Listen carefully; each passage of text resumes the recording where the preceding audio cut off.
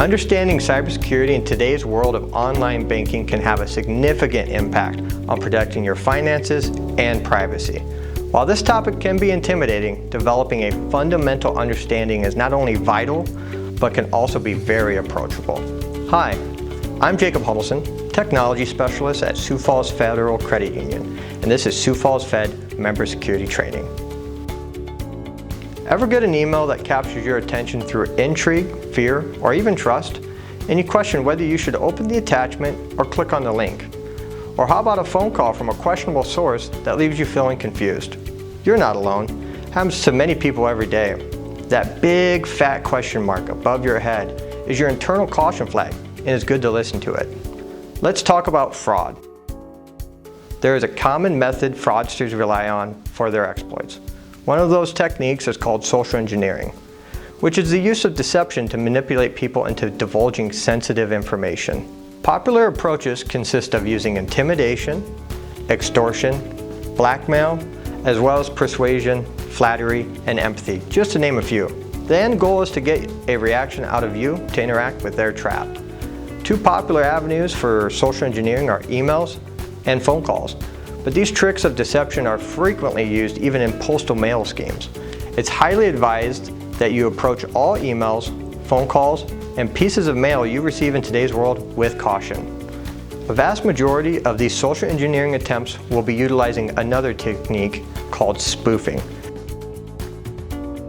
Spoofing is used to disguise information like caller ID or an email address to look like it's coming from a trusted source. When receiving any email, first stop, look, and think before you click or interact. If you're at all suspicious of an email, there are typically some red flags to investigate. What's the subject line? Is it a dramatic call to action? Who's this email from? Someone you are expecting communication from? Are there any attachments? Attachments have the potential to be the single most dangerous part of an email, as they can contain any sort of dangerous files. Are there hyperlinks? Much like attachments, hyperlinks can be very dangerous and are commonly spoofed as well. I recommend hovering over hyperlinks to see where the actual web address is trying to take you, as it might not match what is written.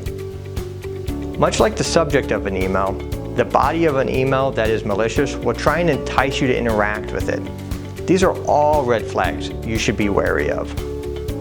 Social engineering is also very common when it comes to phone calls, and fraudsters will use many of these same methods that they use in emails, methods like spoofing contact information, bots to automate communication, the same persuasion or intimidation techniques, all in the same effort to gain access to your personal or financial information. Falling victim to any social engineering attack not only puts you and your information at risk, but can specifically put your account here at Sioux Falls Federal Credit Union at risk as well.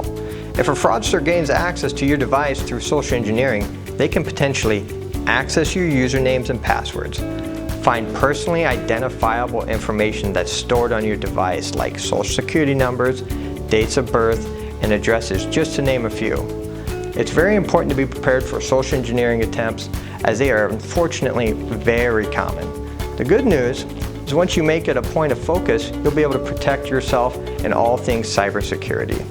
Remember to stop, look, and think before you interact with anything that you're suspicious of. When in doubt, being the initiator of any communication is an easy way to take control of a situation. This has been Sioux Falls Fed Member Security Training. Thank you for watching, and let us help you discover the Sioux Falls Fed difference.